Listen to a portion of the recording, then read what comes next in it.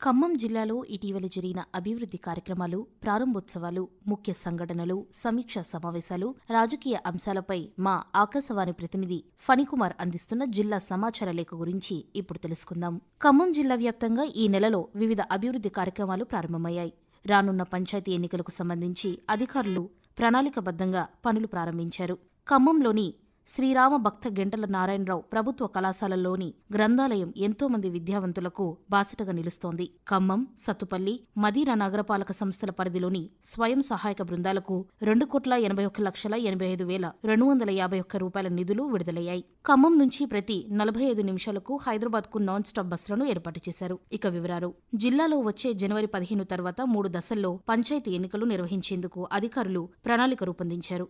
ఇప్పటికే ఓటర్ల జాబితాలు, పోలింగ్ బాక్సులను సిద్ధం చేశారు. బ్యాలెట్ పత్రాల ముద్రణకు కలెక్టర్ టెండర్లను ఆహ్వానించారు. ఆయా పంచాయతీల్లో ఓటర్లు, వార్డుల సంఖ్య ఆధారంగా వార్డు సభ్యులు, సర్పంచ్ పదవులకు అవసరమైన బ్యాలెట్ పత్రాలను ముందుగానే ముద్రిస్తున్నారు. బ్యాలెట్ పత్రాల్లో అభ్యర్థుల పేర్లు ఉండవు, కేవలం గుర్తులు మాత్రమే ఉంటాయి. 3 దశల్లో ఎన్నికల నిర్వహణకు 6,886 మంది ఉద్యోగులు విధులు నిర్వర్తించనున్నారు. జిల్లాలో సీతారామ ప్రాజెక్టు కింద సాగునీటి సరఫరాకు అనువైన ఆయకట్టు భూములను గుర్తించేందుకు మధ్యప్రదేశ్కు చెందిన గ్లోబల్ ఇంజనీరింగ్ కన్సల్టెన్సీ సంస్థ క్షేత్రస్థాయి సర్వే నిర్వహిస్తోంది. రఘునాథపాలెం మండలం వి వెంకటాయపాలెం సమీపంలోని పొలాల్లో సర్వే నిర్వహించారు. సాగునీటి సరఫరాకు అనువైన ఆయకట్టు భూమిని గుర్తించిన తర్వాత సీతారామ ప్రాజెక్టు కింద డిస్ట్రిబ్యూటరీ కాలువల తవ్వకం చేపట్టనున్నారు. ఖమ్మం పట్టణంలో ఇటీవల నిర్వహించిన ప్రకృతి వ్యవసాయ రైతు సదస్సు సందర్భంగా ఏర్పాటు చేసిన స్టాల్స్లో సేంద్రియ పంటల ప్రదర్శనలు ఆకట్టుకున్నాయి. ఈ సదస్సుకు ఖమ్మం, భద్రాద్రి కొత్తగూడెం, సూర్యాపేట జిల్లాల నుంచి ప్రకృతి సేద్యం చేసే రైతులు హాజరయ్యారు. సేంద్రియ పద్ధతుల్లో పండించిన ఆకుకూరలు, కూరగాయలు, పండ్లను ప్రదర్శించారు. ఖమ్మం పట్టణంలో తయారు చేసిన జూట్ బ్యాగులను సైతం ప్రదర్శించారు.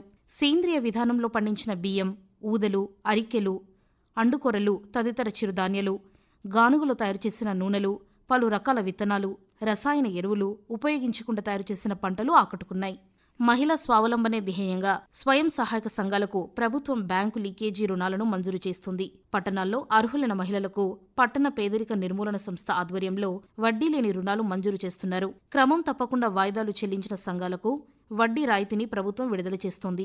డిసెంబర్ 2023 నుంచి ఈ ఏడాది మార్చి వరకు సకాలంలో రుణ వాయిదాలు చెల్లించిన జిల్లాలోని 2,718 సంఘాలకు సంబంధించిన నిధులను తాజాగా విడుదల చేసింది.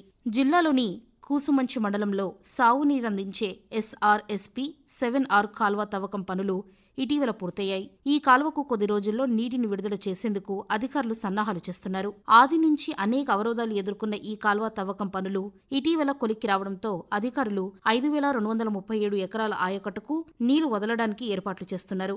జిల్లాలో లోక్యా తండా, కుసుమంచి, గంగబండ తాండా, జుజ్జలరావుపేట, పాలేరు, గట్టు సింగారం, పేరిక సింగారం మండలంలోని ఆయకట్టుకు సాగునీటి సౌకర్యం ఏర్పడనుంది.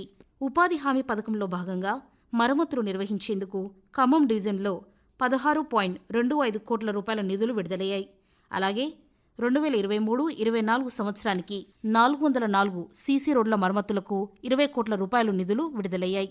వీటితో ఇప్పటి వరకు 140 రోడ్లను పూర్తి చేశారు. మిగిలిన రోడ్లను మార్చిలోగా పూర్తి చేసే విధంగా చర్యలు తీసుకుంటున్నారు. దీంతో గ్రామాల్లో రవాణా కష్టాలు కొలిక్కి రానున్నాయి.